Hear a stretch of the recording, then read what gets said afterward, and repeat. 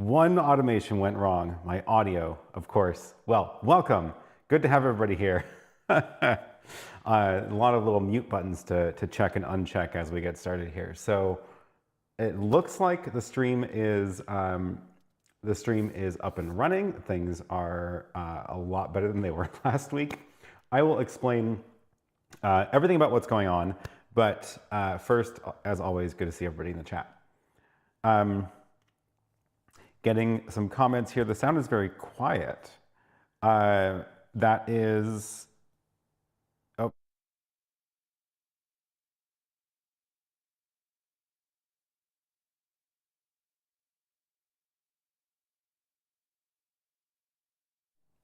And for some reason, the chat also muted my audio. Okay, I got to fix some of my little automations here real quick. While we're doing that, let me see if I can get the audio boosted a bit. I think it's going to be, it's just, so I'm on the wireless mic from the Rode Wireless Pro. It's paired directly to this. And I guess the best I can do is just boost it. It's also possible the music was too loud, and now this is just relatively quiet. But let me also get the audio fixed up for this. Okay, I think that should do it. And now if I bring back, yeah, now I can bring back the chats with the sound. Is it out of sync? I probably didn't calibrate this for this camera. It's set to 6 frames of delay right now. Let me just change that to 4, which I think is what these cameras want. All right, let's get, here, I'll show you what I'm doing here. This is the monitor I'm looking at for the Rode Wireless Pro, and I've got Rode Central up on my laptop here, so I also can actually share my screen, which I'm going to do, so you can see what I'm doing in Rode Central. And then I'll give you a walkthrough of everything that's going on here. You'll see my screen pop up here in a second. There it is. And that means I can go to scene E, which should be that one.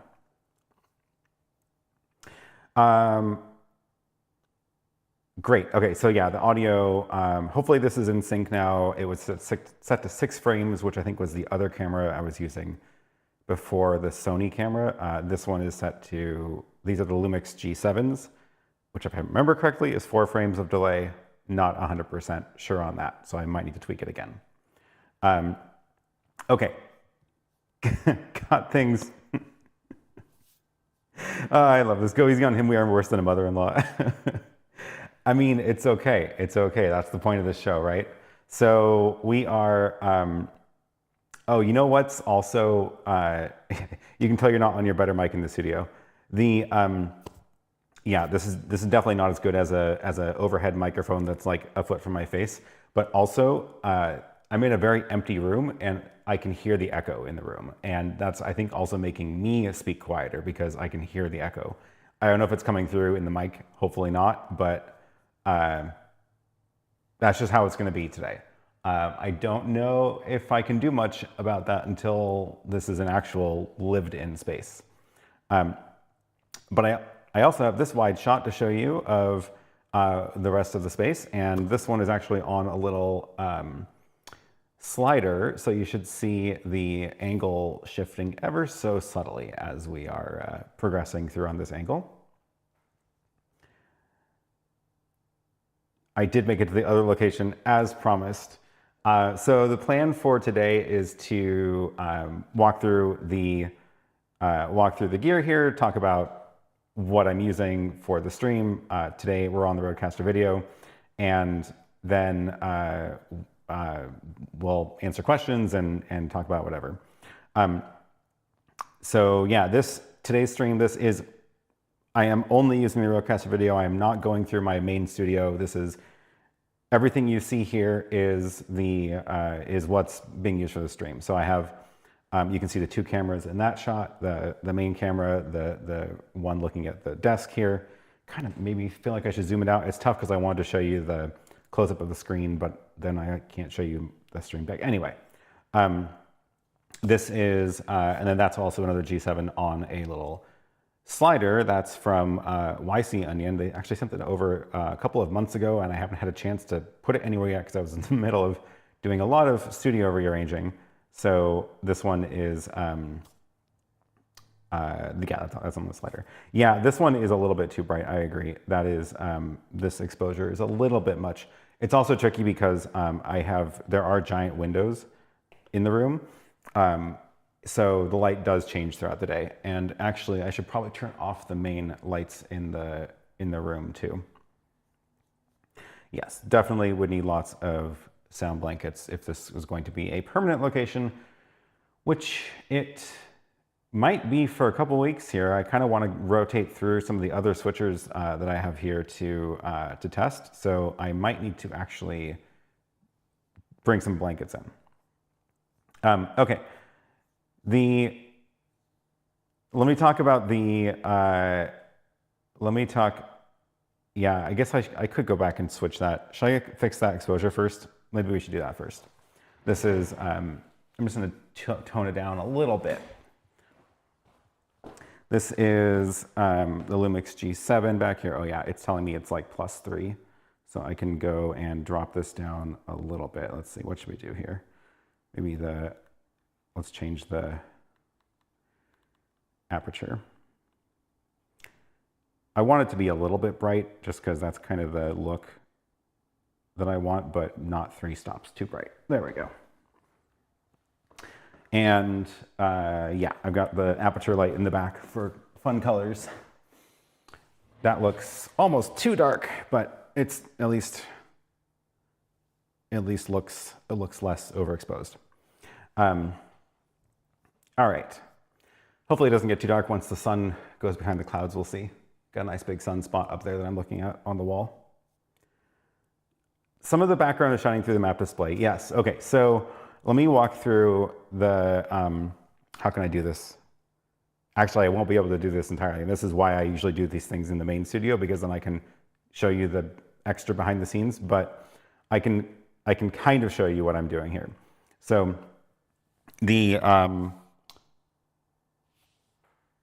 where is the best way to do this? Yeah, so I'll show you the laptop screen. So as usual, I'm running my chat through OBS. So I have an OBS scene here pulled up with a green background layer on the bottom, and then my web page for the graphics on the top. And the web page includes the countdown timer at the beginning. It includes the beach ball spinner that channel members can turn on demand from their member login. It includes the map, and also, of course, the comments that come in.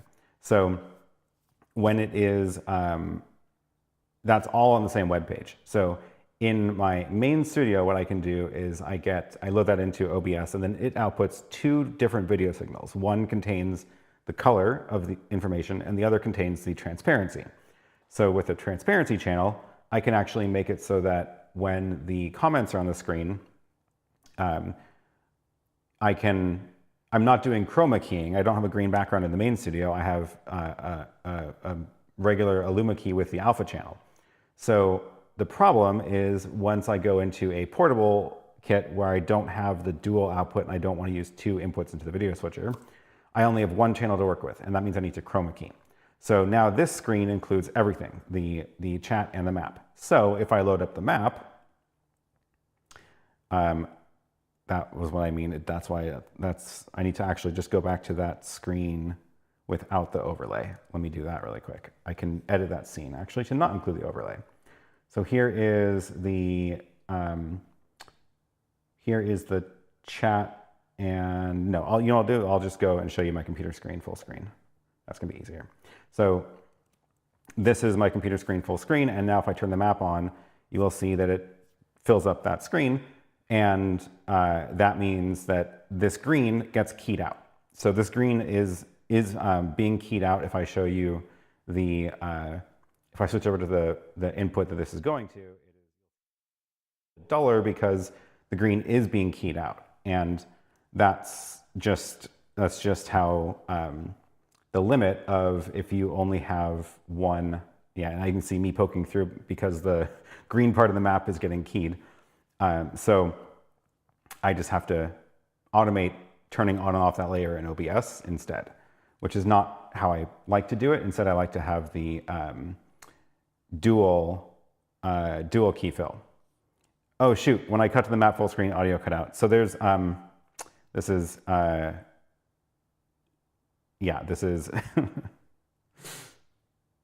my mistake. So what I was saying was it's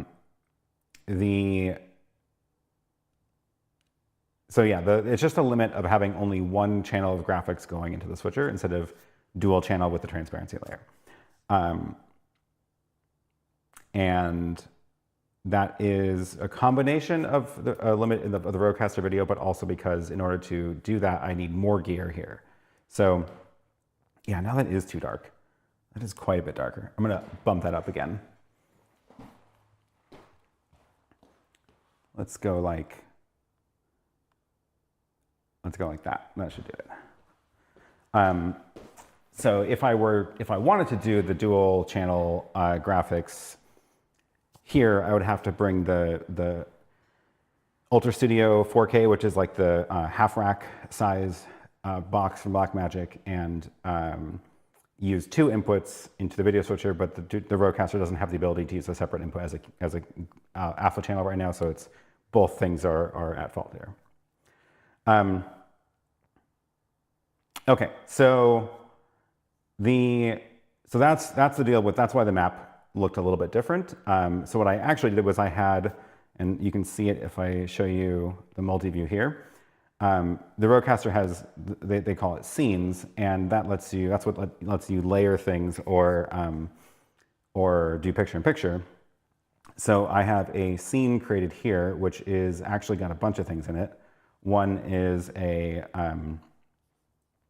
one of them is the RGB background. So that's that layer. Then there's the chat, which has the map. Then there's this graphic on top, which is the logo, the live stream will begin shortly, that kind of thing. So if I move that down, you'll see it disappear. So those are the three layers in this scene, and that's saved over here in scene G. And then the other thing that's a limit of the RØDECaster right now is I can't use, so oh yeah, I should mention the other part of the OBS situation.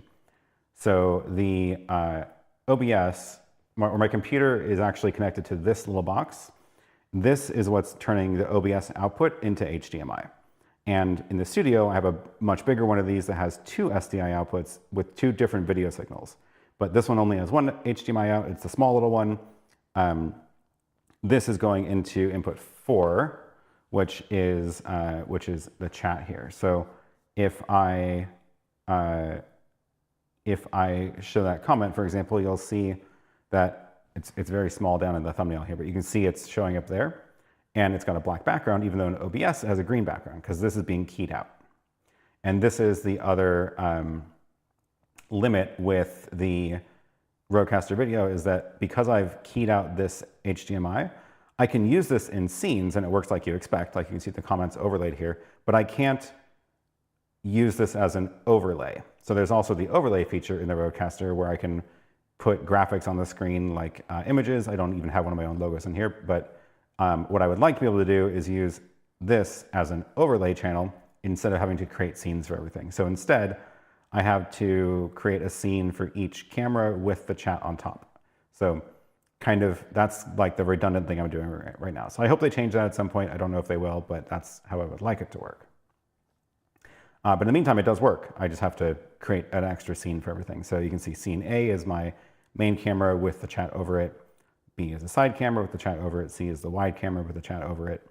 D is the logo. That was just for the countdown at the beginning.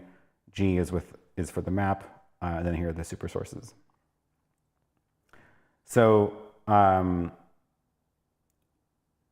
okay, so that's the chat and OBS. Let me see if there's any questions. about that here before we get too much farther.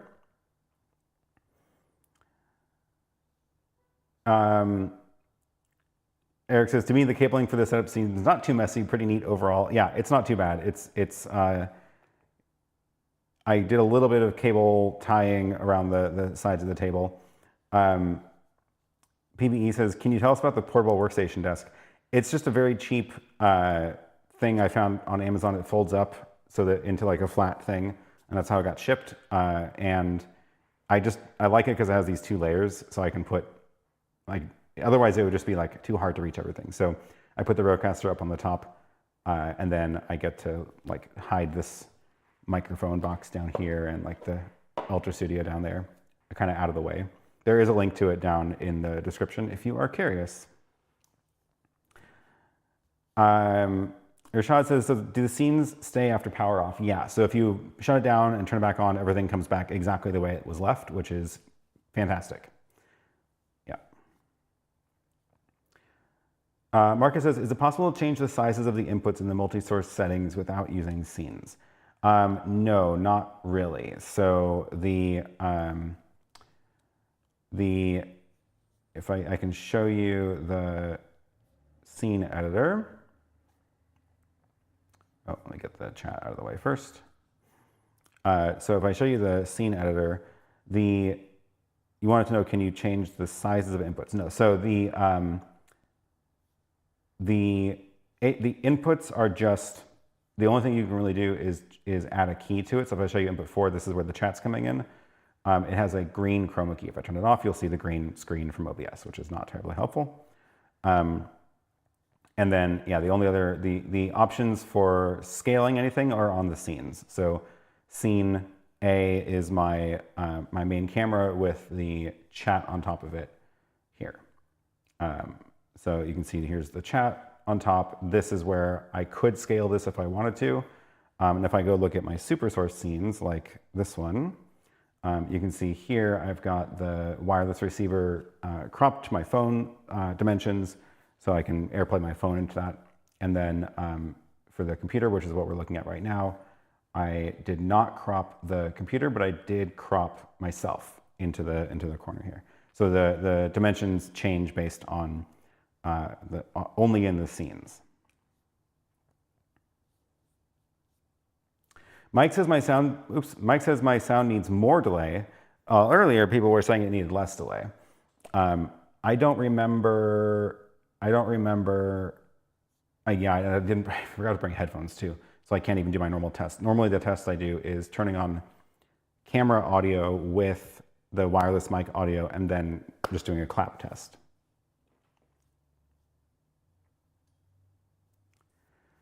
Sven says, what's with the frame drops? Do you see that locally? I don't see it locally. I'm not seeing any indication of a problem. That is a bummer. So that is probably, let's go look at my wireless. Oh yeah, then I want to talk about what happened last week. Because I did figure that out, although apparently may not have figured it out good enough. So last week when I, let's see, RØDECaster video, where is it? How are you doing? So I don't know if I'm gonna be able to get that far back in the logs. Probably not anymore. Oh, maybe I can.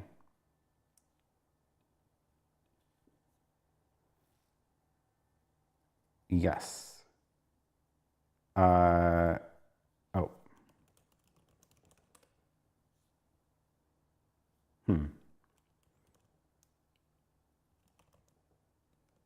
There we go. I can actually show exactly what happened. This is great. So I have an access point up on the ceiling of this room here, which is run from a long cable going out of my studio. And so I'm able to broadcast the same access point SSID to both locations, but I'm not actually that far away from that room. It's about 50 feet, like the lot's only 100 feet long, so I'm about halfway in the middle of the lot. So I'm about 50 feet from the studio. There's several walls in between here in the studio, but apparently there aren't so many walls that the SSID is not actually still visible here. So what happened last week, and this is what made me scramble to fix it, was everything was fine. I was doing tests before the stream. It was working fine. And then I started to go live. And as soon as I went live, it just stopped. Like the bandwidth went to almost nothing.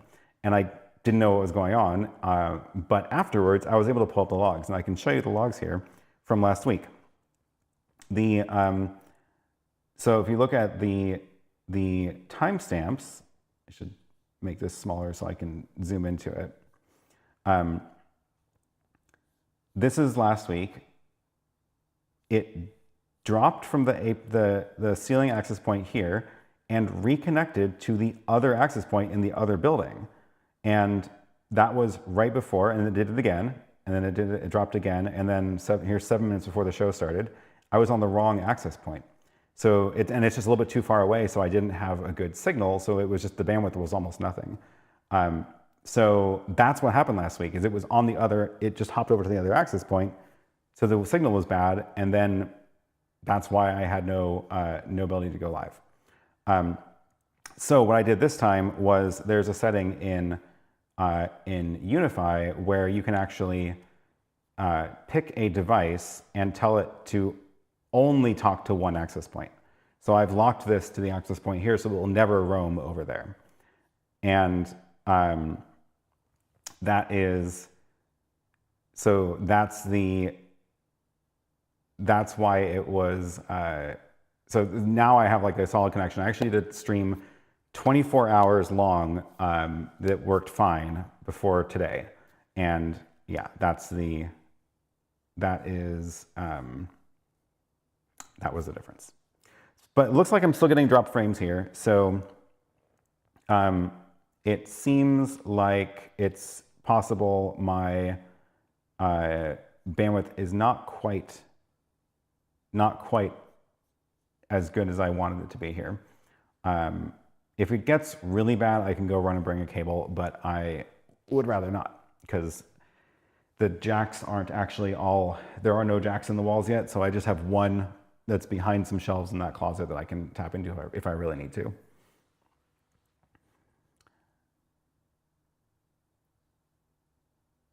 All right, let me go back through the chat here. Kanal says, is it possible to connect a USB microphone?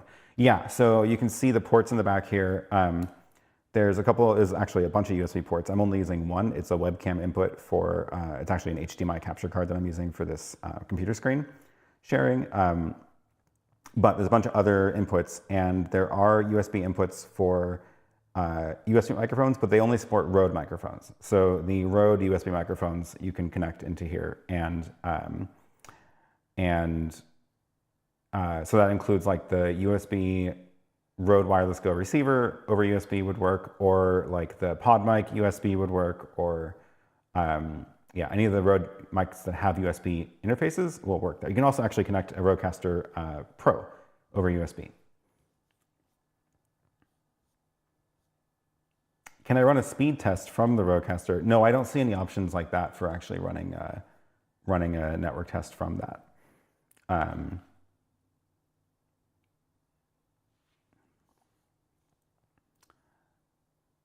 Somebody asked, oh, it's Daniel, can you control it with Companion? Yes, you can. So there is a Companion module in beta, and I have this set up for today, where if you look at this angle, I've got my little Stream Deck here plugged in over USB to my laptop, which is running Companion, and then I've got a couple of buttons on here for some basic scene switching. So what I did was, because I'm not going to ever use these inputs with the raw video because I want the chat on top, I made my main buttons switch to the different scenes, and then I can put them in an order that makes sense. I can label them, longer names than will fit in the Rode software.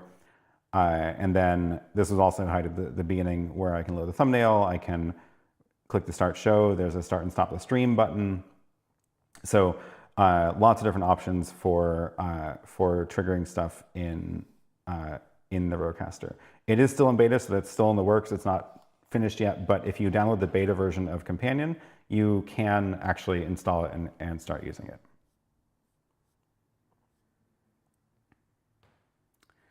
Dean says, is it my connection or is there a delay on the video and audio on the stream? Really love the quality in the video.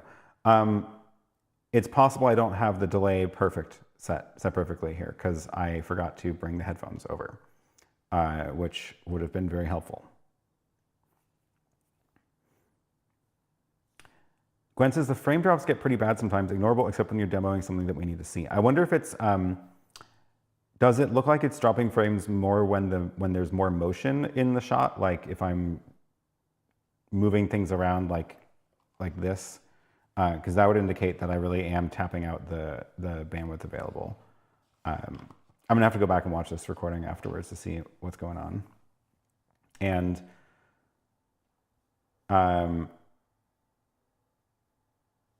anywhere for you to monitor the quality, the video plays fluently, then breaks for some time, and then fluid again. I would have to watch it on YouTube in order to see what you're talking about here.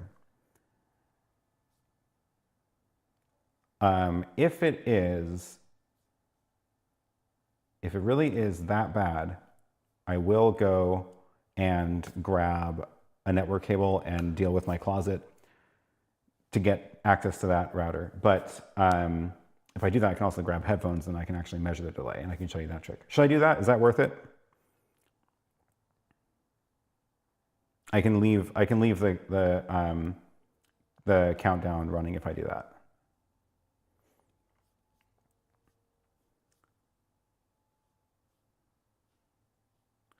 Jonathan says, do you have a strong opinion on which GUI interface to use for Companion? Does the EN0 option allow you to access the Companion config from anywhere in the network? Yeah, so I'm running Companion on my laptop right now, which I normally run it on a Raspberry Pi. But if you, I'm running it on a laptop, so I can actually show you this right now, which I normally can't. So if you go to this GUI interface, oh yeah, the computer screen is going to be laggy because, and that's not YouTube, that's because I'm just sharing into this, I'm sharing wirelessly into a device that's also on the wireless network that is then going into a capture card into the RØDECaster. So there's several stages there. And you can see it's not smooth when I'm scrolling my screen, but that's not the RØDECaster's fault. So if I go to either all interfaces or EN0, and it might be different on your machine, but it depends on what you're running. Yeah, if you choose all interfaces or this one, then anybody else on your network can get to your Companion from that address. So that means I could pull this up on my phone now, for example, and then use the remote buttons on my phone if I wanted to.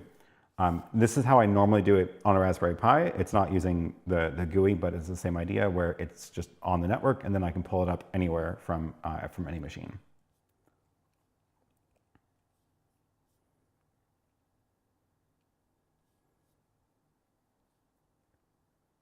I definitely fixed frame drops if this was a client job, but it's fine for the stream. Sven says, I think isn't unwatchable, but I'd love to see if a LAN cable fixes it. It is probably worth it to see if it'll fix it. Frankie says, can I suggest you swap the limelight on the stairs changing colors? I feel like it's helpful so that you know that things are not frozen, because I tend to hold very still.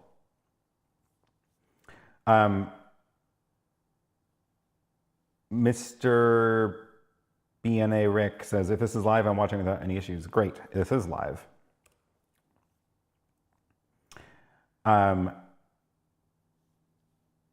Okay, let me do it. I'm gonna do it. I'm also very curious if the LAN will fix it. So that's what we're gonna do is we're going to switch to this shot. We're going to put we should have the music still. I'm gonna turn it down a little bit because I think it may have been a bit loud.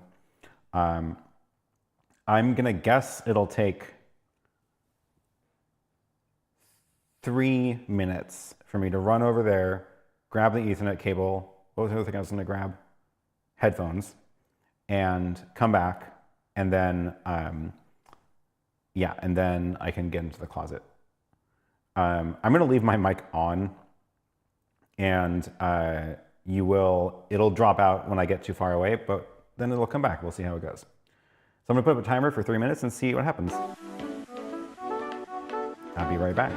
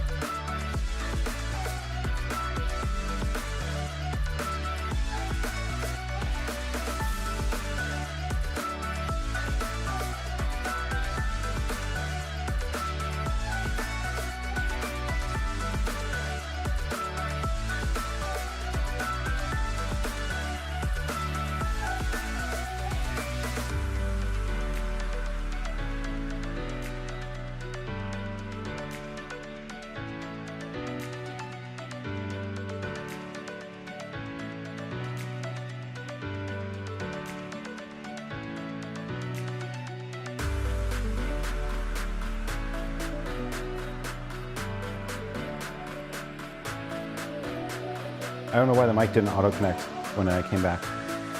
Okay.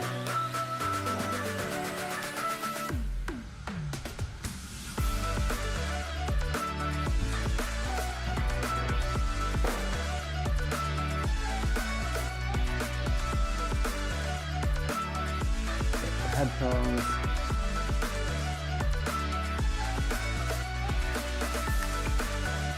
I hear music.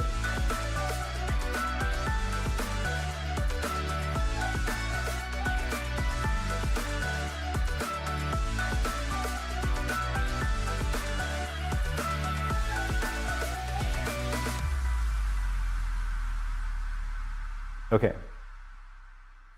Hello. Headphones.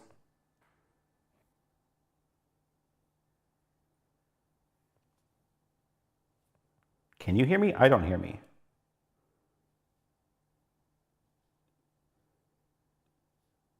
Live mix. I feel like that should be here. I should be hearing myself.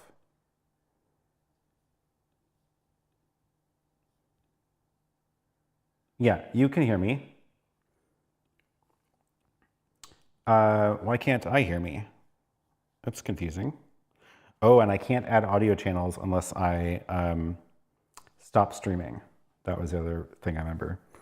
So I can't get my camera audio unless I stop streaming. I'm gonna have to do that really quick, so this will be fun. I have to stop streaming and then add the audio channel from a camera so I can do the sync test, and then I'll start streaming again. So you're gonna see a little spinner, and it should come back in just a couple seconds. Okay.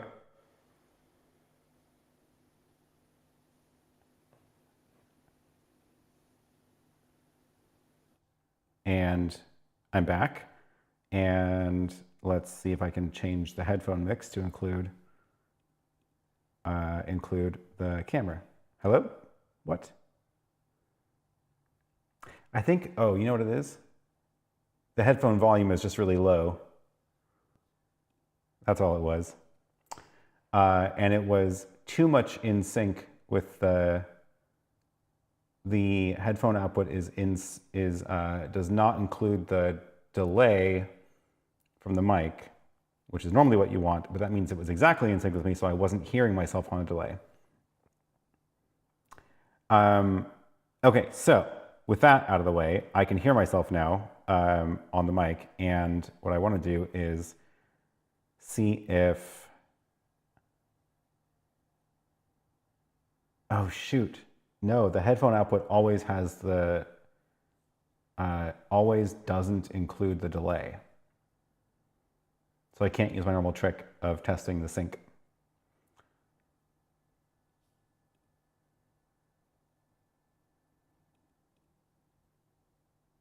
Oh, that's so weird. Normally that's what you want. It just means I can't use my normal trick. Normally what I do is I listen to the mic on a delay, a camera that does not have a delay, and then I clap until they match. But here the camera audio is on now. Oh, does this?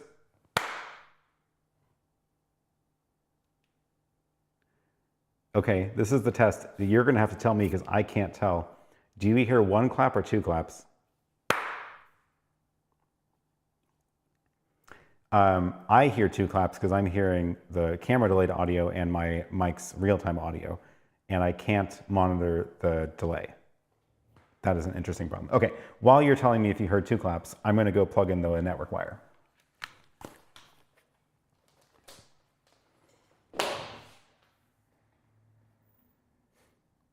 Close enough, one clap. Okay, that means the audio is in sync. So I need to run this wire into this closet, and then we'll see if that gets rid of the video stuttering.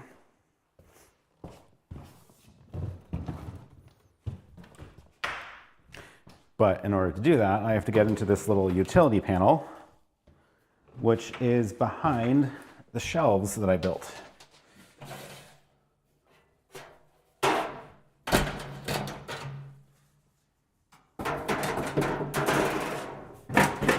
Two shelves out of the way.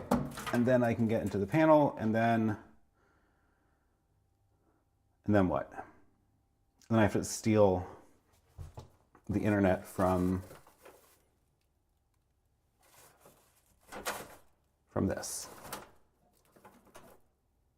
Why?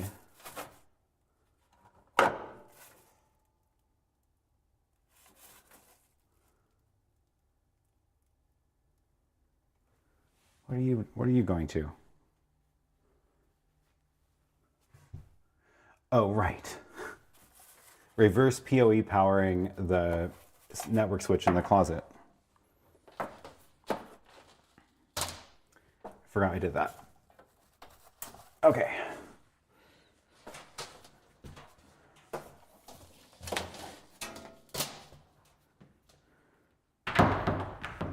Here is a wire.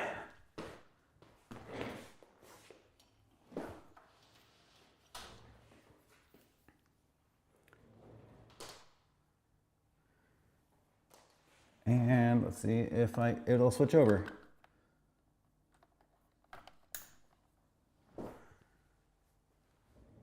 Okay. Live reporting from the closet. Exactly. Okay. Is it going to let me switch over while we're live? Let's find out. Device configuration, system, Ethernet. Connected. So I should, in theory, be able to disconnect from the Wi-Fi. Let's find out. You'll see when I push this button, and then we'll see if I'm still live. And YouTube says, uh-oh, no data. And we're back. Okay, just a little hiccup on YouTube.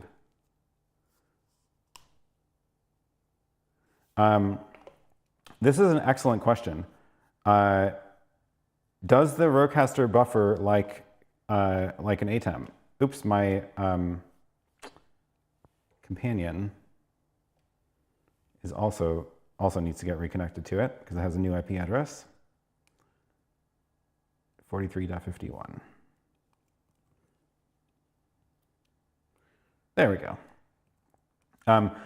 Yeah, good question. Does the RØDECaster buffer like an ATEM on a bad connection? I haven't actually tested it until just now. So the test would be, did you see, when did it pick up again from when I went offline till now?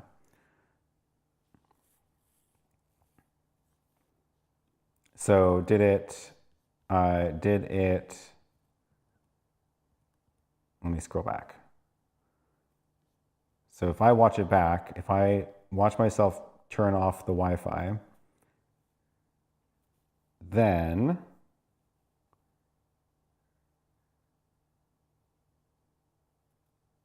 interesting. I see it skipping a bunch, but it looks like it was continuous.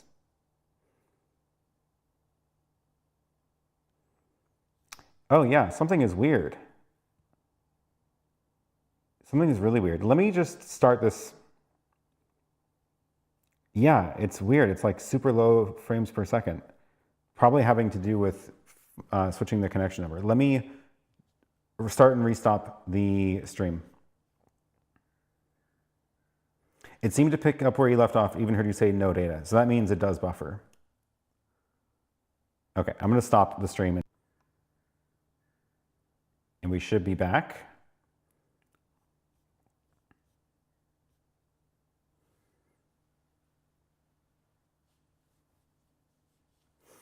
And hopefully this is less jittery now. Great, we are back. No, it's still jittery. I might have to do a full reboot. I'm gonna turn the whole thing off and it should resume to the same state it was left in. So I'm gonna try that. We're gonna turn everything off, turn it back on. Okay, with any luck, we are back.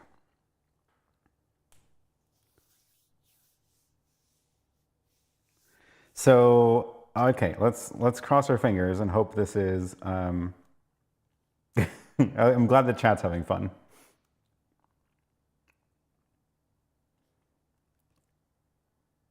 Let's wait till I can confirm I'm actually back. Welcome back. Okay. Hopefully this is back to normal speed. So let me see what happened in the chat. Screen's frozen with him about to restart. Yes, exactly. Oh, good. The chat's still working. We need a backup reel with some cat footage. Yeah. We'll just talk amongst ourselves. I know you can't without creating a new stream, but we'd love to know what's the alternative protocol would do, assuming this is SRT. No, this is RTMP because I don't think the RØDECaster has SRT support. Now that I'm saying that, I don't know if I've actually confirmed that. But I'm pretty sure, oh, now I can't change it while it's streaming. I'm pretty sure it's just RTMP right now, though. It's better now. Okay. Less jitters than before. So what I did before was I had this running for 24 hours on a stream several days ago, and ran for 24 hours, stopped it, left everything turned on in here. I think this was Friday, I want to say. Maybe it was Saturday. And then it's been on since then. And then today I just started connecting a bunch of stuff and changing all the settings. So maybe the answer is always do a reboot before you go live, which tends to be what I recommend anyway for these kinds of things. So.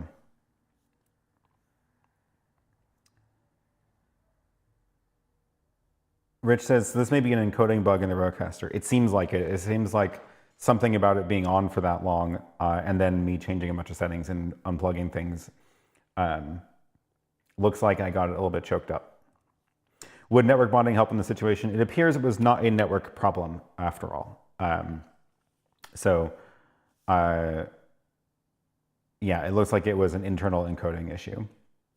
What's the command to show the data rate? So if you right click on YouTube, there's on the video on YouTube, there's a thing called Stats for Nerds. And then that will show you a bunch of stuff about what video stream you're getting. So here it's showing me, where is the frame? Where is the data rate? This is the YouTube player buffer. I don't know how it's measuring the connection speed. That's interesting. Where's the data rate?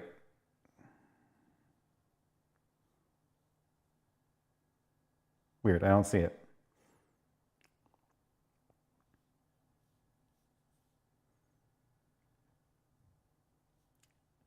But yeah, you can see it like it's actually only downloading chunks every couple seconds from YouTube.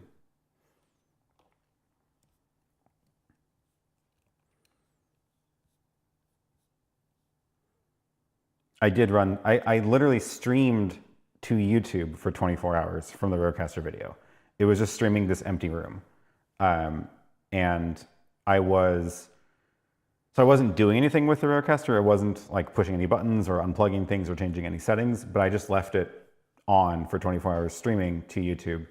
And it was fine. Like when I came back, it was still running. It was still working fine. The stream didn't seem to have any problems, but there wasn't a lot of motion because all that you could see was the color changing light in the background on that stream. So it wasn't like, it's hard to tell if it was jittery because all you can judge that on is the smoothness of the light changing color. Is the RØDECaster on high in the stream bitrate settings? I think it is, but I can't look now because if I go into here, the stream profiles is grayed out because I'm streaming right now. So and yes, the screen share is not smooth. Because I'll show you the path. The computer is on Wi-Fi. This dongle, where is it? Somewhere back here. There's a little, it's like on this. Where is it? Oh my God. Anyway, there it is. This is the, there's a capture card. So there's a little capture card here going into the USB port. This is the RGBLink ASKNano, which I have a video on that on the channel, and it's also linked down below. They sent this kit over. It comes in a 2 receiver, 1 transmitter kit. I'm using only the receiver right now, and this is actually on the Wi-Fi also, and then I'm AirPlaying my laptop screen to that over Wi-Fi, going through a USB capture card into the RØDECaster video. So there's several stages at which that can kind of add some delay, mostly probably the AirPlay connection.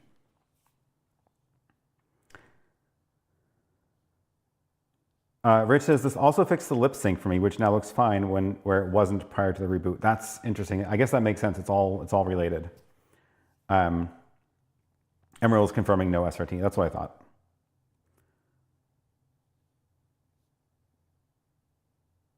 Yeah, the connection speed is not the encoding rate. That's why, because yeah, mine was showing like 130 megabits, which is my Wi-Fi speed.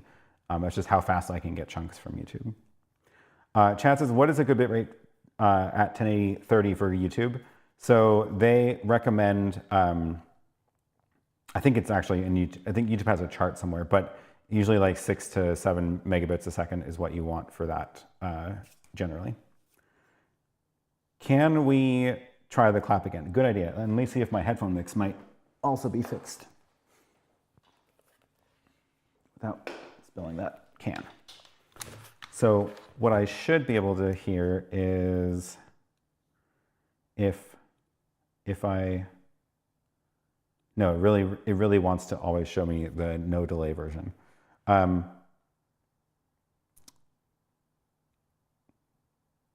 Do headphones work out of the out of the monitor ports? I don't think it does. Check, check, no. Okay, darn.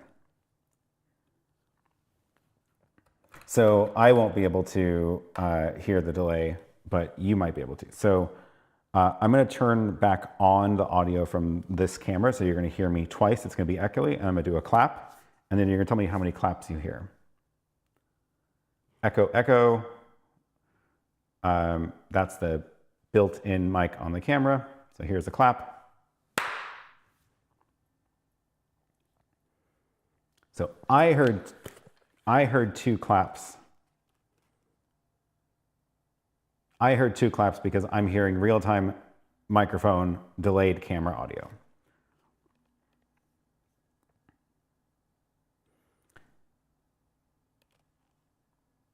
Headphones do work. Oh, good. I always forget about the monitor. Yes, of course I can plug into the monitor.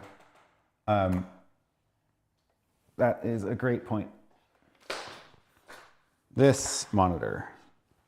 And then I can make a separate mix for this, which should include the delayed audio, and then I can hear it.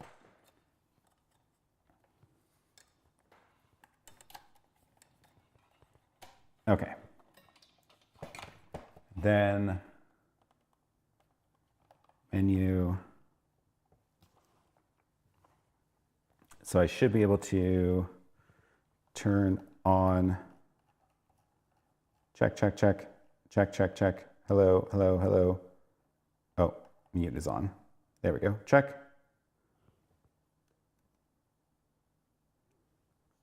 And this is getting, oh right, the setting is the audio, HDMI out, live mix. There we go. Now I hear myself on a delay. So if I turn this back up, I only hear 1 clap. So let me turn off the delay. So I'll go back to 0. So this is no delay, and I'm going to test, do I hear 2 claps? I do.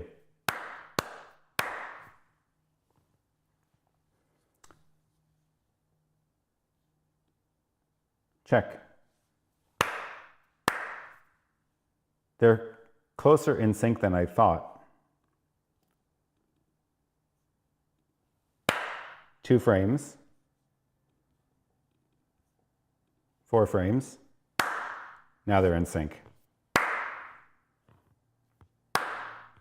So it is 4 frames. Also, I can kind of tell this audio meter if I have no delay, then, well, it's kind of hard to see there actually.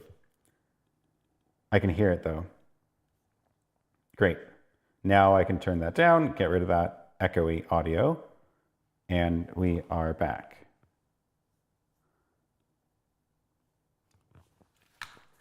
So the only way to hear the actual real life audio mix from the RØDECaster is not through the audio mixer and the headphone jack, because that's giving you honestly what you usually want to hear, which is real-time microphones instead of delayed microphones. Because if you're the talent or if you're doing a podcast, you don't want to hear yourself on a delay. But I do think that should be a setting, because if you're not the talent, you want to hear, you probably want to hear the actual program audio going out, which you can do thanks to, who was that who mentioned that? Sven reminded me of this trick, which is plug a monitor into the HDMI out, and then you can turn on HDMI audio out of here into here, and that is going to be the program mix.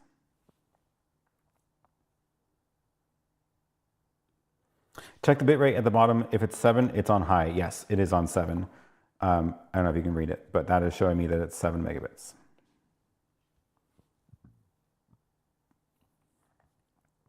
Rich says the live streams where Aaron breaks stuff are always the most fun.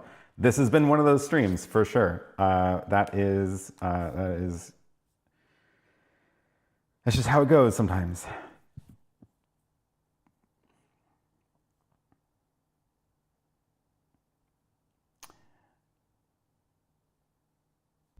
So after all this, Outside Leverage says, do you still prefer the RØDECaster video over the ATEM mini line? I don't know if, I think that they both have uses, and this is like true with almost everything that I have tested here. There are places where each of them makes the most sense. And assuming that you don't run it for 24 hours and then it doesn't glitch out, I think this is absolutely perfect for these kinds of small studio productions, especially if you're the talent. It is far easier to get up and running with this compared to an ATEM Mini. And you can do more things with this than the ATEM Mini with less gear.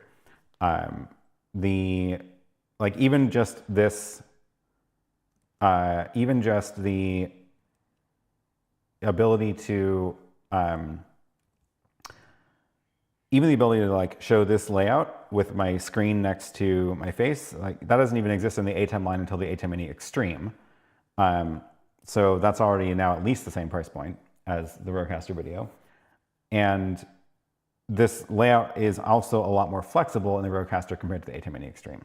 And that's like one of the main reasons I like the RØDECaster, and I think they did a really good job with that.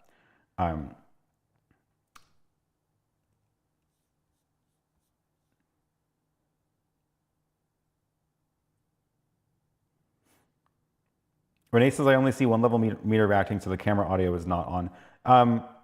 No, it was something about, let's see, HDMI 1. Oh, what I realized, you were not hearing it, I was hearing it. So I was turning it up in one of them I was turning up in the headphone mix. Let's see. Now you should be hearing it. Let's try this one more time. You were correct though. You were not hearing the camera audio before. So now I see it.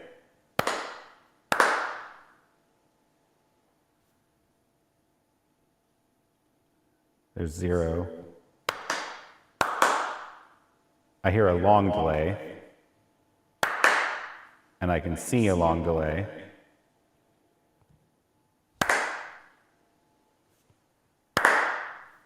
Almost. Almost. Oh, there it is. It is 6.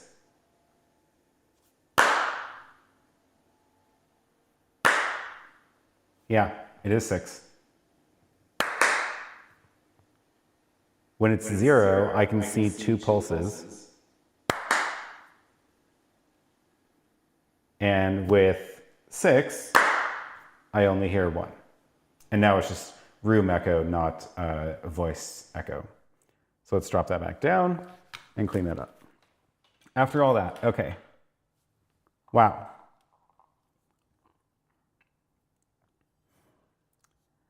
What other features does it have? De-essing, noise gate. Yeah, it does actually. It's basically like a full RØDECaster Pro inside. So the, if I show you the, here's my microphone. So this is just like, I think it's default. It knows that it's a Rode Wireless Go. So it, and it's just like set the auto gain assist and everything. I can change that and change the dynamic. I can change the depth, the punch. It even has, if you want to go into advanced mode, you can go and turn on the different processing features. Should probably be doing this with my headphones on so I know what you're hearing. There we go. So yeah, I can, if I turn that off, this is what it sounds like. Oh, that's way too quiet. This is what it sounds like with none of the effects added. And let me turn that back down. Go back and add the effects, and then this is what it sounds like now.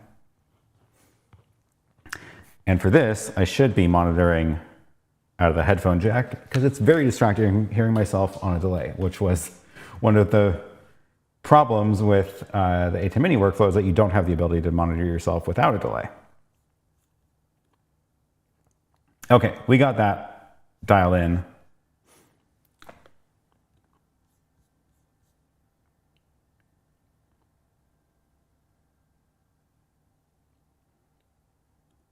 Marcus says, I've just tested that you can also connect headphones via the monitor port. The sound must then be switched onto the wheel on the top right, and if necessary, also in the audio settings. Oh, that's probably what I had, is I probably didn't have it turned on there. Let me try that. I can turn off my monitor. I have to turn off the monitor audio first though, because this monitor has speakers also, so it'll feedback.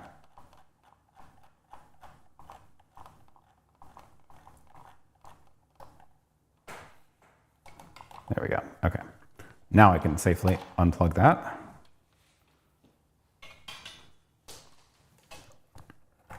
So let's go and plug that into the monitor output instead of the headphone. And then I forgot that I have to go here and turn that up. Check, check. Oh, I'm only hearing one in one ear, which makes sense because that's not a stereo output. And I am not hearing a delay on the monitor. So I think that's the same. Yeah, that's the same problem, is that, oh, which makes sense actually, because if you actually have this connected to speakers, like because you're running the room audio, you don't want that audio delayed in the room. So it's actually correct.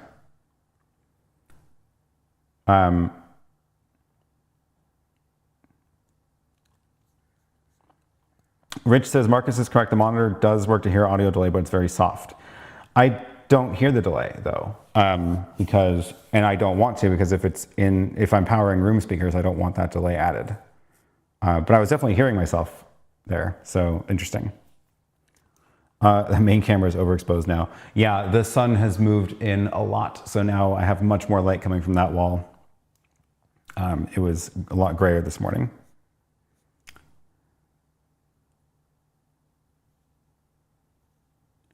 FB Production Video says, I love that we can use Rode Central on a computer to control the RØDECaster video while on the same network. Do you think Rode will allow the same feature on iPad or iPhone, kind of like a Mix Effect app?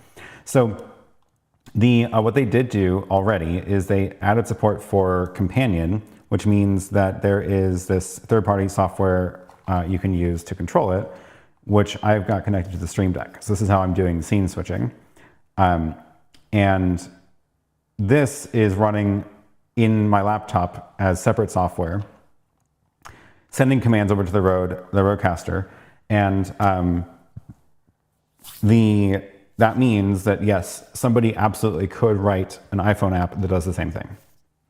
I don't know if it's on Adam's radar. He made Mix Effect, but it's absolutely doable. Someone could write an iPhone app to control as an app version of, or a RØDECaster version of Mix Effect.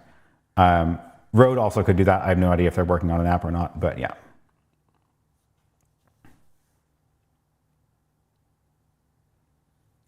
Have I overdone the FX now? It's very hard to judge audio of yourself when you're listening to yourself, even in headphones. I can tone it down a little bit.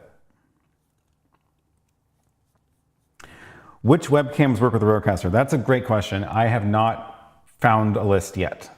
If you have tested a webcam that works with the RØDECaster, let me know in the chat.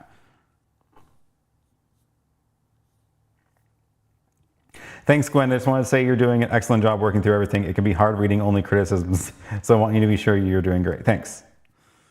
That's what we do here. We just power through until we get it to work.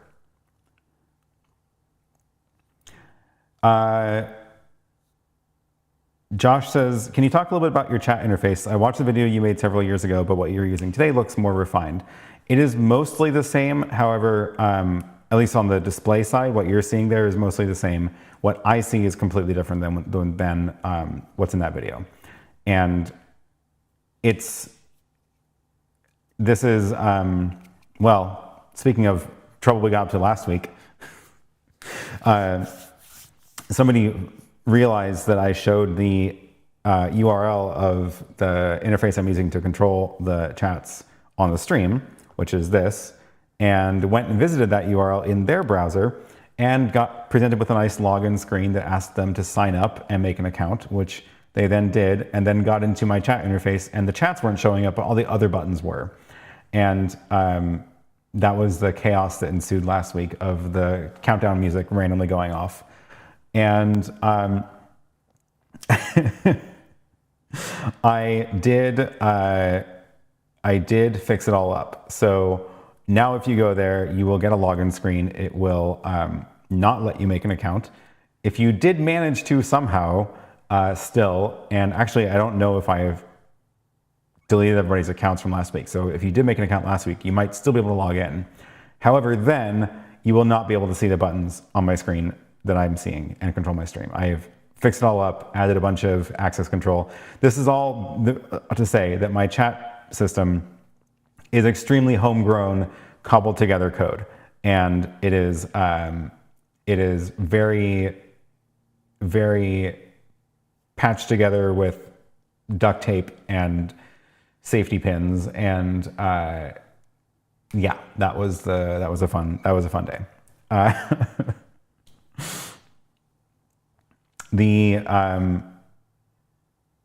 So yeah, now if you visit that URL, you should no longer be able to do things that would send messages to the stream. Even if you had gotten past the sort of easy version of just logging in, there was still another thing you could do if you were paying close enough attention to the network traffic, and I've also locked that one down. So yeah. That's why I need to watch last week's. Yes, it was absolute chaos. There's a webcam list on the Rode site. Why have I not seen that before? Let's see what they say.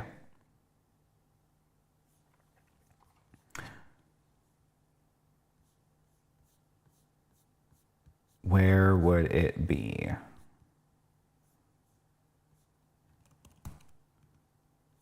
Compatible USB webcams. I found it. I'll drop this link in the chat.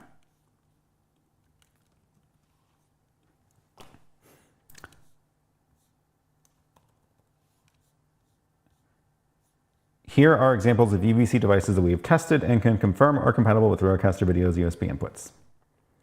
Any device that's able to provide a minimum 1080 24 uncompressed UVC will be compatible.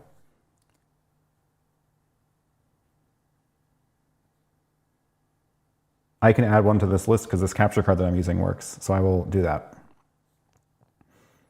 Oh, cool. The Sony ZV-E1 works over USB. That's good to know. So there you go.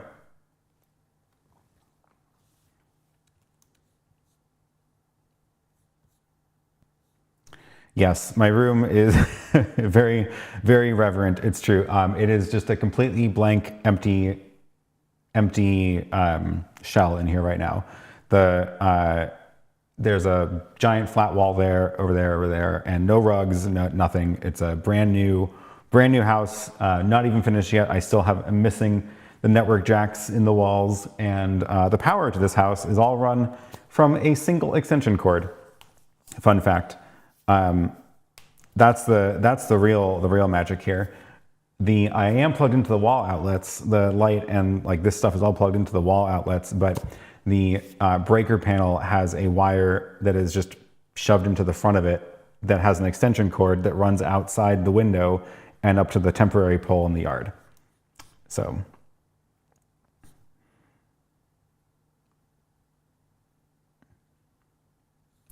Is the sound too much? Oh my gosh. Okay. I can tone it down a little bit more. It's like I said, it's very hard to do this when you are listening to yourself because you also hear your own voice in your head. Chris says, I have the ATEM Extreme Sander. Are you planning on making one for the road? So I've actually have not been making these for a very long time now. NX3D took over completely. And they've done a great job of they took over the PK1.TV website also. And they have done a great job, and they actually turned it into a full store. It's not just links out anymore. So if you click on the road section, there are, right now it's just the Streamer X, but they're in the process of making one for the RØDECaster video. So it'll show up here hopefully soon. I don't know exactly when they're going to have that done. But yeah, they are working on one, and it already looks good.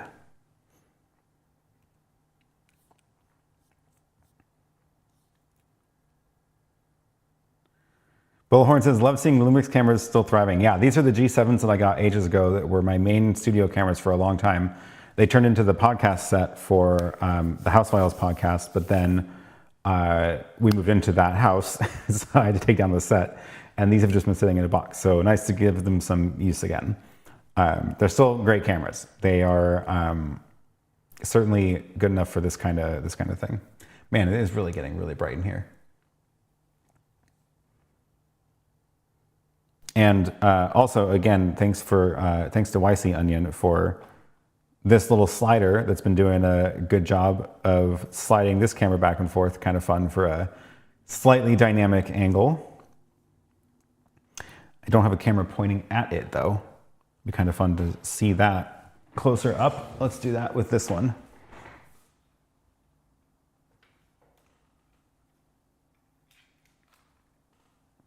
This camera has a floppy screen. I got it used, and that was why it was so cheap.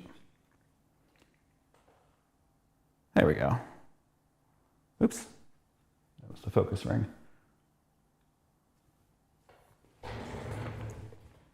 Oh, I tapped the focus ring again. Oh my gosh.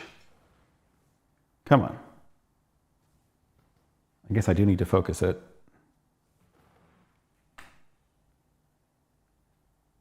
Wow. There we go. That's the slider from YC Onion.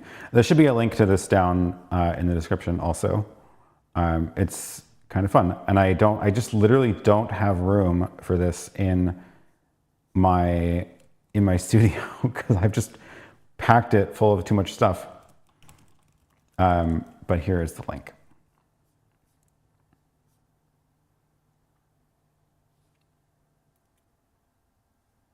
Thanks again for pointing this out. The lag on the computer screen is not because of the RØDECaster video or from YouTube. Yeah, it's specifically the screen sharing that I'm doing.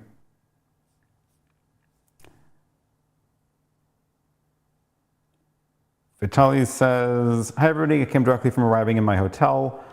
I'm looking for a smart workaround to invite 1 or 2 guests without software in the RØDECaster video. Do you have advice?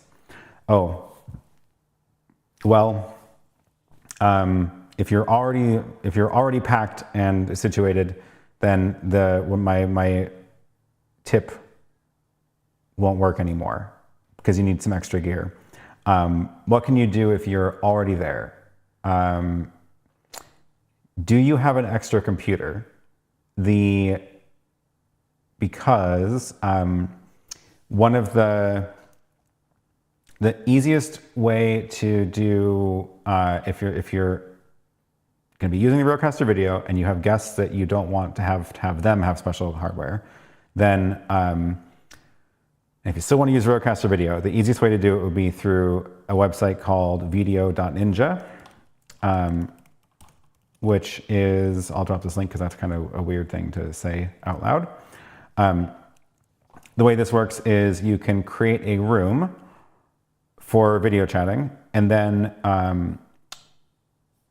test,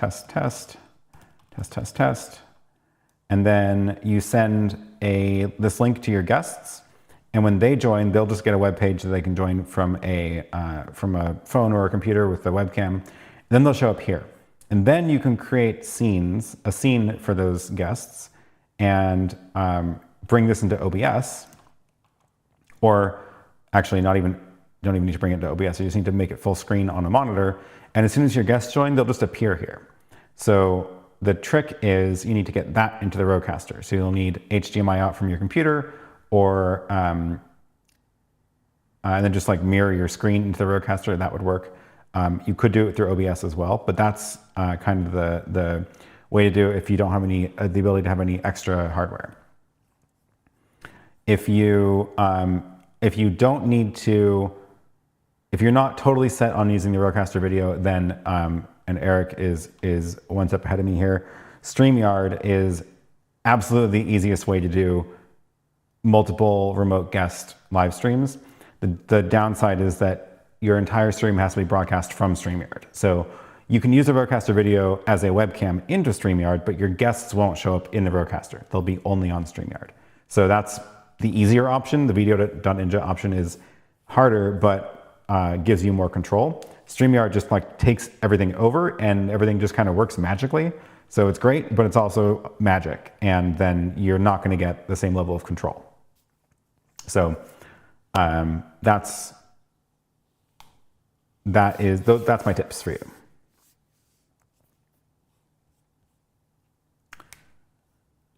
Thomas says, does the RØDECaster video also have the new virtual devices audio feature that was released for the RØDECaster Duo? Oh my gosh, I'm trying to remember. I don't have mine connected over USB.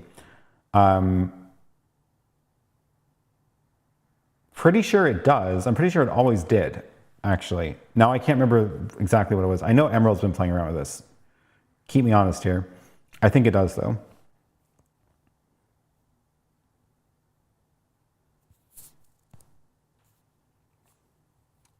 Marcus says, unfortunately, venues often only have a weak Wi-Fi and no cable. Yes. I've already thought about buying a 5G router. Can you recommend one that also has an Ethernet output that I can connect to the RØDECaster video? Oh yeah, there's a bunch of good options for you. I'm a big fan of the little GL iNet ones. That is, let's see, what's the 5G one that I've been using is this one. I'll drop this. Oops. Why am I not? Oh, when I fixed the chat, I lost my send to chat button. Oops. I like this one. It looks like this. It is. You can stick a SIM card in it, or it can connect to Wi-Fi, and then this also has Ethernet on the back. So where's the back? No pictures of the back. Thanks a lot, guys. Well, oh, maybe it's over here. Nope, still no. I don't know why they don't have a picture of the back. Oh well. There's an Ethernet jack in there, and then you can connect it to the RØDECaster that way.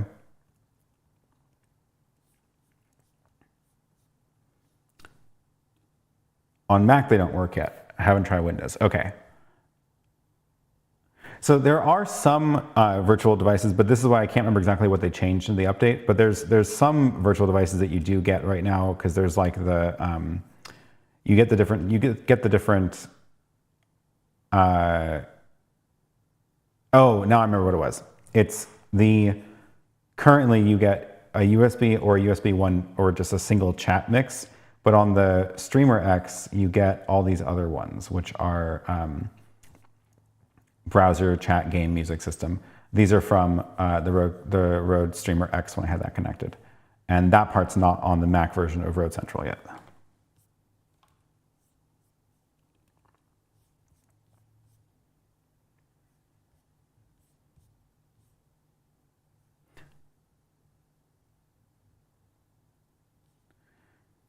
Gwen says, if you want the slider in your main studio, maybe mount it to the ceiling. That's a thought. That could work. Irshad says, your opinion of combining the RØDECaster video and YoloBox for overlays. Interesting. I don't know if this would make a lot of sense. And the reason I say that is because they both actually have a lot of similar features, but I guess the YoloBox has a lot more flexible overlays because it's got the text overlay stuff built in, and scoreboards and all the interactive stuff, which in order to do that in the RØDECaster video, you have to do through a capture card out of a web page capture, like I'm doing with the chat right now. So maybe it does make sense. I just feel like a lot of the, I guess you could go webcam out of the RØDECaster into the YoloBox as a webcam, and then do the rest there and encode there. And then you still get at least the audio mixing capability to the RØDECaster video. It's interesting. It's an interesting combo. The reason I'm like hesitant on it is because I feel like it's an obvious combination it's an obvious win to use an ATEM into a YoloBox, especially the smaller YoloBoxes, because you get, you have all your video processing done outside of the YoloBox and you feed one video signal there.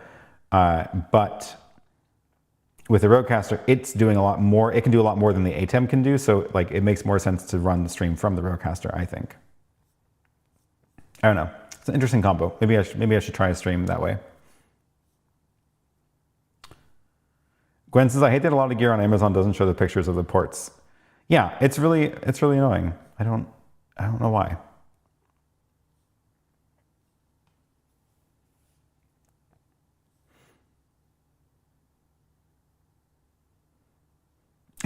This is good because can you imagine if you got a client show hacked? Well, yes, that would be very bad. But also, probably, I would not be showing the screen that I used for the chat on that show, so nobody would know how to even get there in the first place. Hi, John from San Francisco. Good to have you here.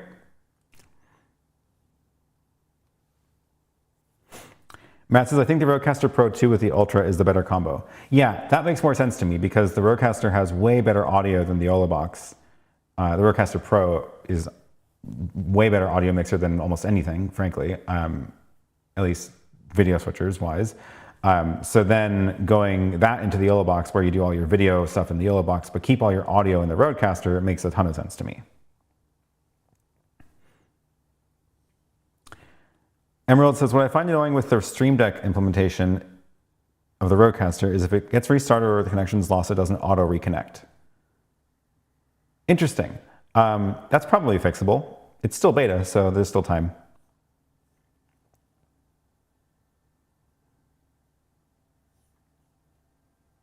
Gwen says, I like to combine the ATEM or Go Stream Deck for switching with eCam overlays, video playback, and encoding. That also makes a lot of sense.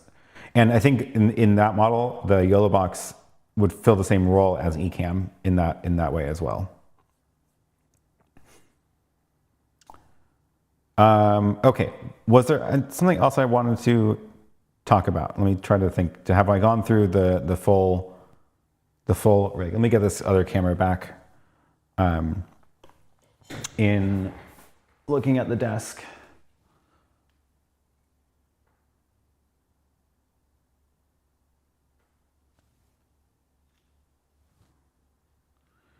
This is the downside of not having the box cameras, is I can't do these remote exposure adjustments anymore with these cameras. Really like my box cameras in the studio.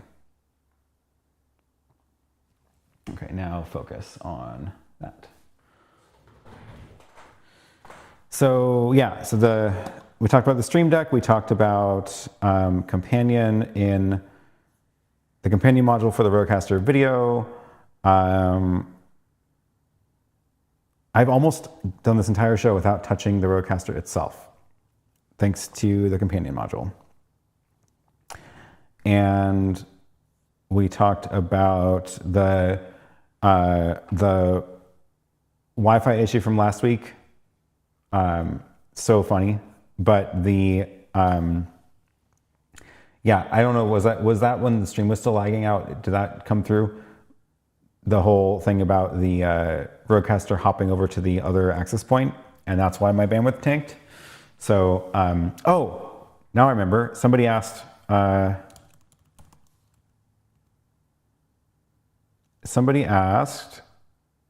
if I could switch back to Wi-Fi. It was Technobuzz.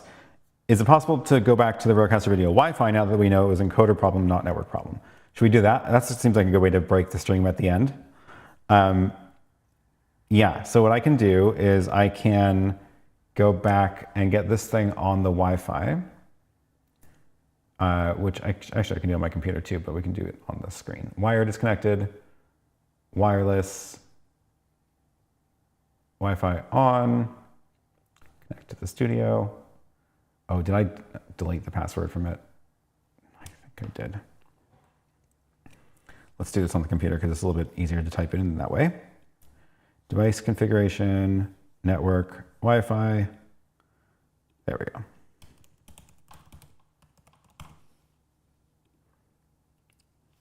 And I don't know if it's going to prioritize the Ethernet or Wi-Fi. That's interesting because now it's got two connections. So now I should be able to, in theory, pull out the Ethernet cord and have it still be streaming. So let's try that.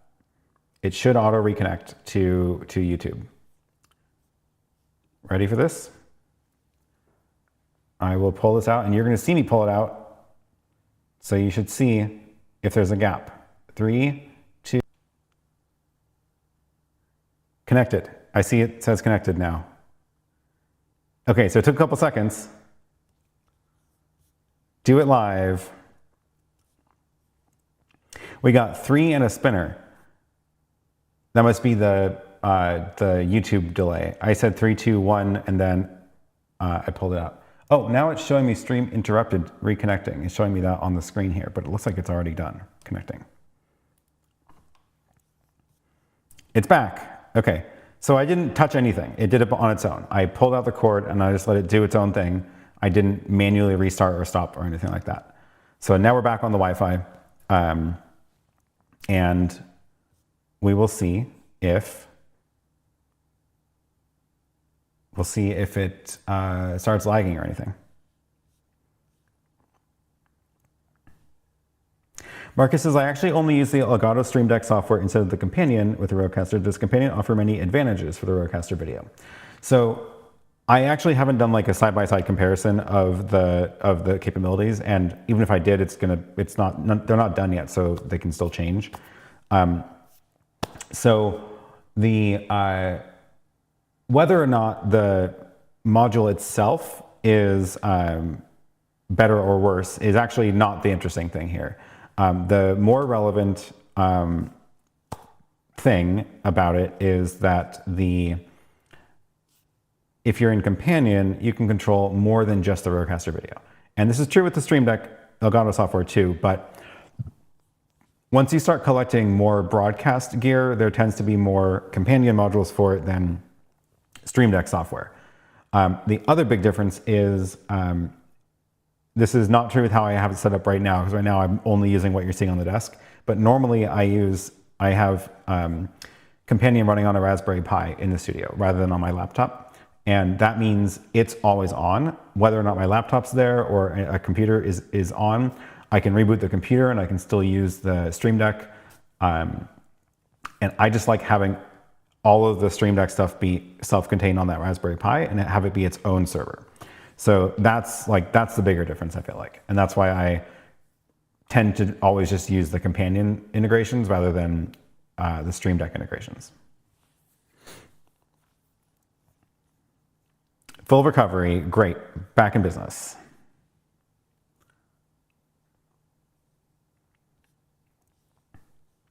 Emerald says, if you had used the GH7 and added USB-C network dongle, you would be able to do over the network, same for the GH5 too. Oh yeah, those work like the box camera if you give the network connection. But I didn't want to. I wanted to use the G7s to make a point that they're still perfectly fine cameras. This one's getting really bright though. There's so much more light in the room compared to when I started.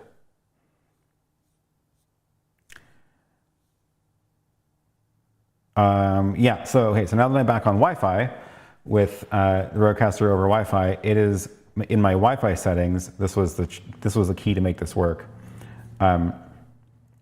In the Wi-Fi settings, there is a option to oh, my Companion needs to reconnect to the other IP address, which is 4555. Because now it's on Wi-Fi. So yeah, in my Unify control, I should name this RØDECaster video Wi-Fi. So I have this option for locking it to an access point, and this is where I can lock it to this access point that is in this room, so that it won't roam and hop over to the other room. So that was the key to making this work. And this is also why you should never trust Wi-Fi that you don't control in venues, because you don't know what kind of things they've set up or how many access points are broadcasting that SSID. You don't know if your gear is going to suddenly hop over and lose the connection.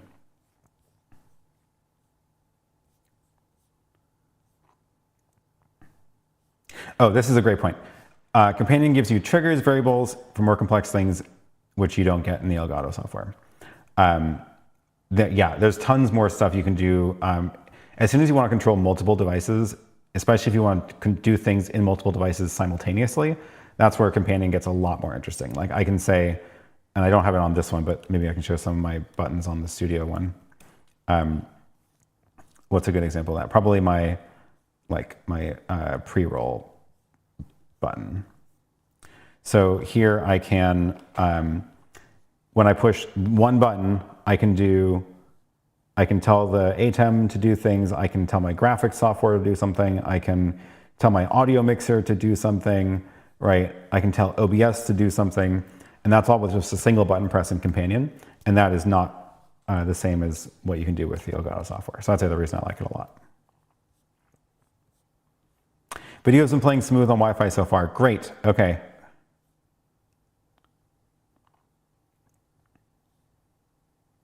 Oh yeah, I did see this one, a comment about this. The dials on the Stream Deck Plus, one with the knobs, have better support in the Elgato software as opposed to Companion. So that is true. Renee says, demo request for next time. How do you prepare a backup stream, a second computer for YouTube? That is a good topic. I should have probably done that for today, given how many times I was starting and stopping the stream. But it is definitely a good topic. And there's a lot of weird things about YouTube for that. In the meantime, if you are curious, I do have a video that goes into some of this stuff about using YouTube Studio. Let's see if I can find it. Everything you ever wanted to know about YouTube Live Studio. I'll drop that into the chat. In this, I do talk a little bit about the backup URLs in YouTube, but not exactly the question you asked. Darren says, if you plug the Ethernet back in, does it switch back to wired? So the thing is, I can't actually tell which one it's using. I wonder if I can tell in my router. Wow, it's getting really cold in here. There's no indication on the RØDECaster itself about whether it's using wired or wireless for the signal. Let me see if there's something I'm not. Yeah, because it just tells me whether it has an IP address on that network or not. Maybe I can, if I can find something in my router that can monitor the traffic, maybe that would work.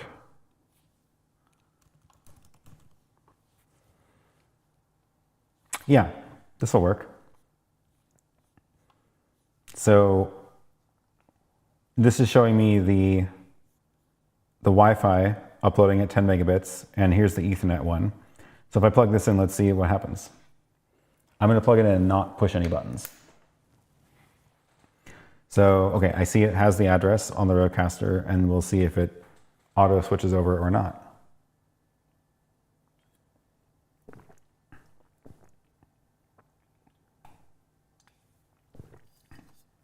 This dashboard doesn't necessarily update super quickly either. I guess we can just come back to this in a minute and I can keep going through the chats.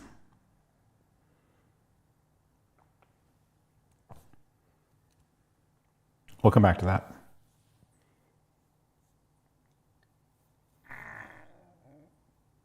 It's true, I have tested going back and forth between main and backup streams in a past stream. Would it not pause the stream if you plugged it back in? Hopefully not. Did all the switching break YouTube? I can't catch up by clicking on live anymore and seem to be 11 seconds behind in the stream. Interesting. I wonder if it did. It's possible. It's definitely possible. I'm still seeing all the traffic going up on Wi-Fi. I'm guessing it won't auto switch because it's effectively shutting down the connection and then restarting it, because it's not like it's bonding the connection. So that would be disruptive if it auto switched. Yeah, interesting.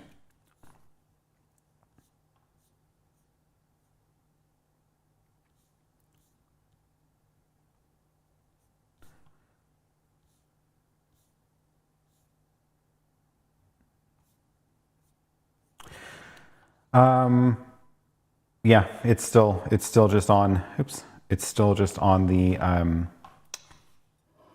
Wi-Fi. I don't think it's going to auto fail over or fail back. It's not a fail, it's just recover.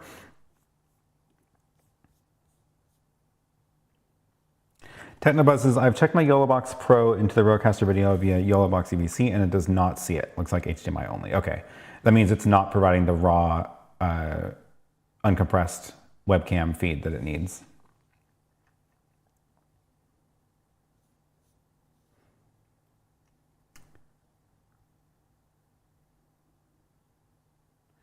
Let Your Nerd Be Here says, I look forward to the day when I can use Companion plugin to have multiple stream decks controlled individually versus following each other.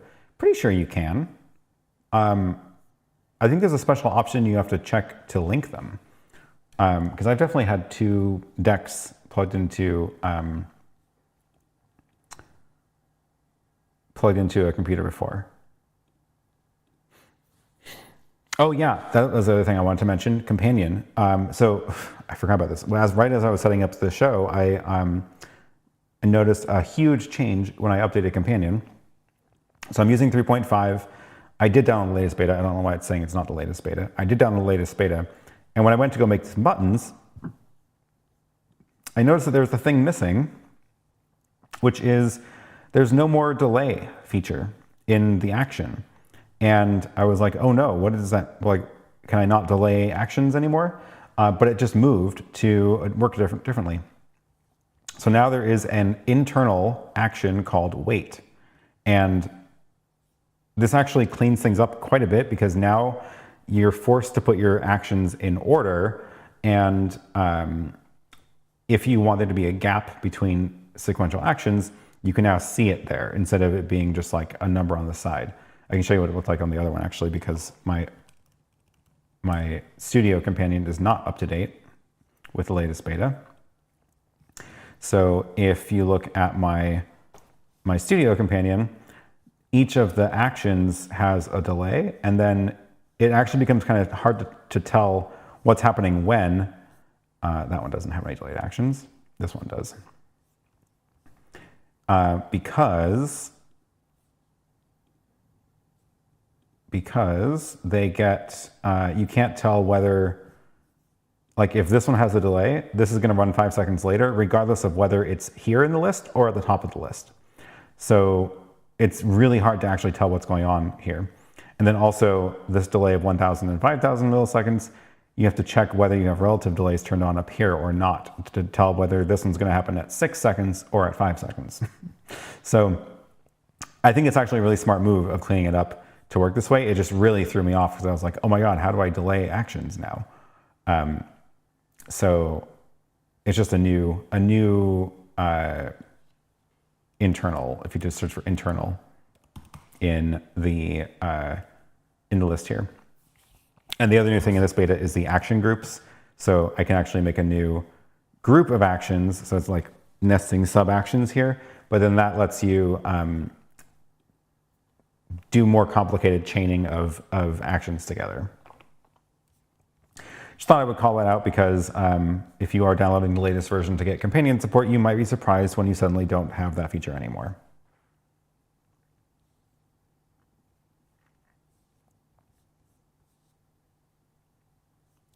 Multi-decks into companion, but not when using the Stream Deck plugin. Oh, for the actual Elgato software. Yeah, okay, that makes sense.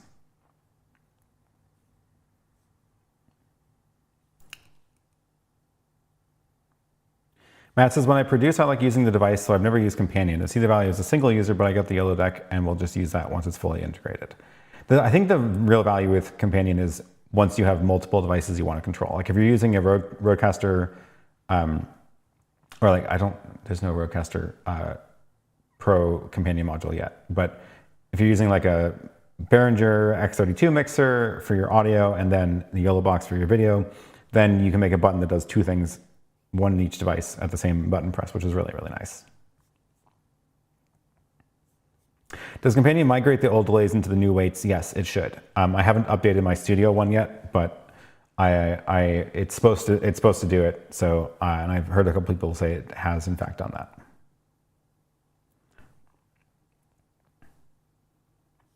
Yeah, lots of great updates in version 3.5. More than 99 pages, action groups, internal weight, moving pages. Oh, that'll be useful. Man, I really need to move some of mine around. Unlimited grid size options and more. Man, it is really getting cold. I want to check the temperature in here. And I can actually share it on the screen because I made my little layout for it. I will AirPlay my phone over to the ASKNano. And then I can pull up my temperature sensor.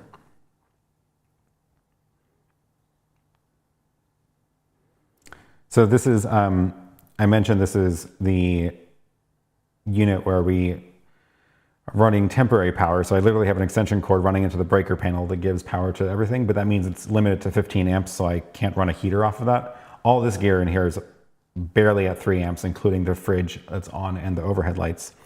But I can't run a heater off of that. So instead, I have a very temporary construction heater running through a different extension cord that can support 40 amps.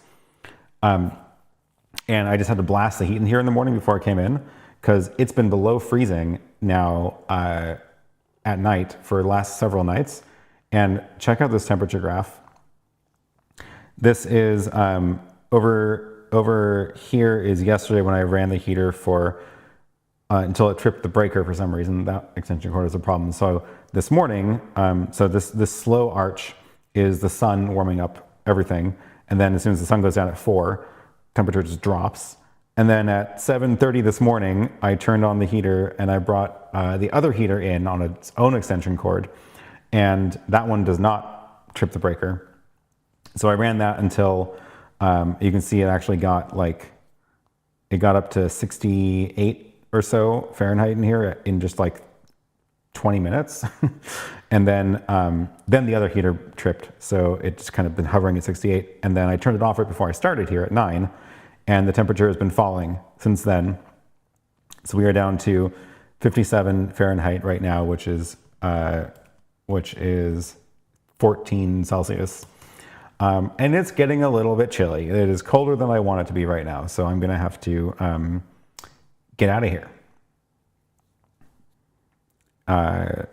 Yeah, let's see, the kitchen upstairs, up there, it's kind of the same room. So it's probably about the same.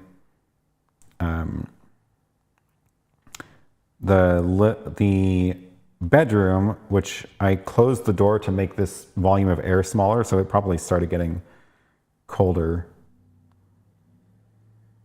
Yeah, refresh. Where are we? Oh, it's loading very slowly.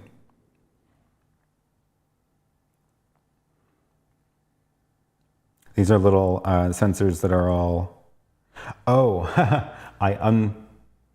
unplugged their gateway just now. Or no, their gateway is up there, so it should be on. Okay. Yeah, there we go. Here is the sensor for that bedroom. It's just been dropping, and since I closed the door before I started, it has not been going up until now. The sun is warming up. So main reason I have all these sensors around is because there is no heat in here, and that means if it gets to freezing, all the pipes will freeze. So I'm trying to make sure that doesn't happen.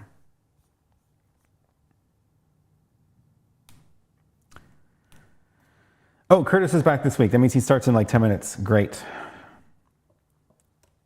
We should wrap this up anyway. Vorx Media asks how to add lower thirds in the ATEM software control with separate laptop, like a video source. I'm pretty sure I have a very old video talking about graphics in the ATEM, which you can find on the channel, but also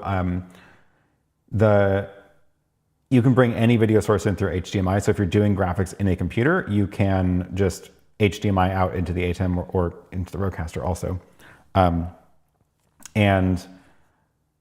Otherwise, the ATEM is limited to still graphics loaded into its media pool.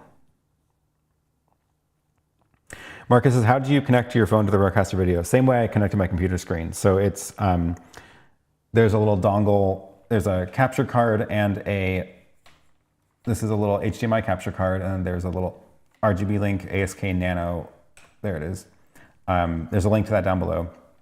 This is basically a little wireless HDMI receiver. It does a bunch of different stuff. It comes with a transmitter that you can plug into HDMI and it'll link, or you can connect that to your Wi-Fi.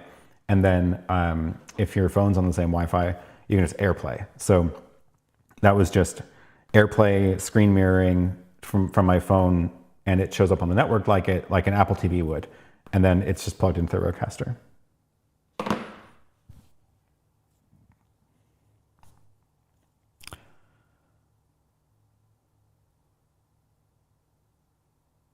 Great. Yeah, the room needs more HyperDecks. It's true. I actually left this studio light on for a couple days when it was getting really cold, just to have one more heat source in here. Okay, I think we're gonna wrap this up. How do I end this show? I think the graphics will work. We'll find out. This has been fun. Sorry for the rough start at the beginning, but we got things smoothed out and things have been going well since then, which is always nice. Got my RØDECaster video last week. Love it, but I can't get the wireless Go 2s to connect. I've tried everything. Any suggestions? I think it only supports the wireless Pros, not the Goes. I think that's the reason. The Series 4 is what it's called. So, oops, I did not share my computer screen. That's the screen from the RGBLink when nothing is connected to it. Let me my computer screen back again. So the audio input that it supports is the Series 4 wireless receivers. And I think the wireless Pros don't have that. Let me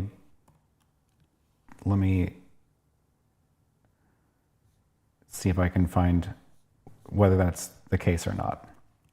Rode Wireless Pro 2.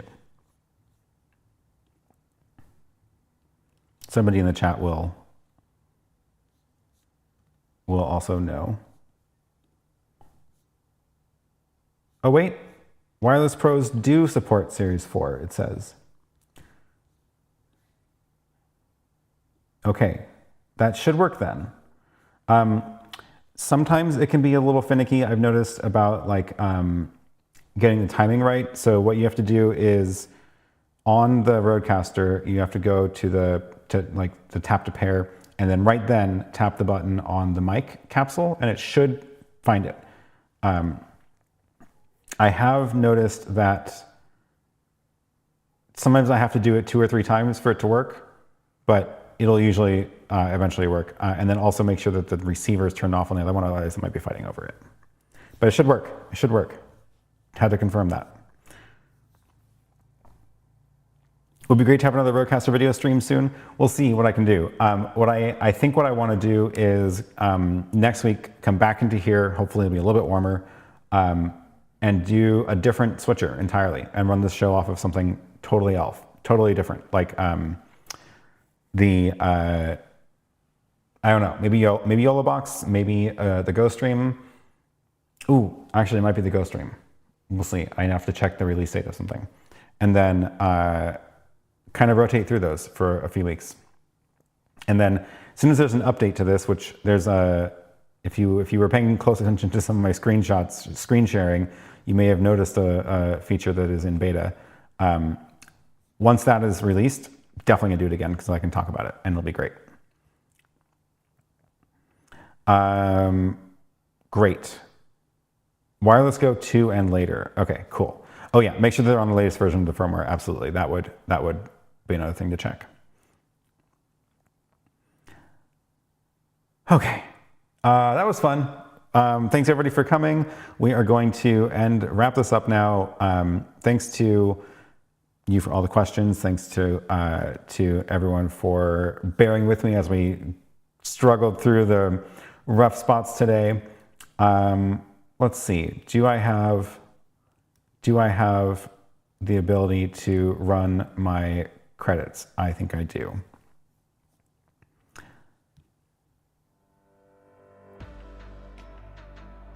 Mostly. Thanks to the extreme supporters of the channel, Larry, Kevin, and Marcin, and thanks to all the channel members as well for supporting the channel. The colors of this aren't quite right because it's chroma keyed out instead of luma keyed, but that works anyway. This has been fun. Thanks to YC Onion for sending the slider over. Link for that is down below. Thanks to Rode for the RØDECaster video. It's been a fun demo, putting through the paces here. Thanks to all of you for the questions and for letting me take a break to go grab my wired Ethernet cable as we go to go figure this stuff out, but it's been fun. I will, oh yeah, link for this desk is down below too, but I just bought that on Amazon, it's really cheap. Have a good week, and we'll see you again back here, same time, same place. But otherwise, yeah, stay safe and have a great rest of the week. I don't know what we're gonna be using next week for the stream, so stay tuned. Otherwise, we'll see you there. Bye.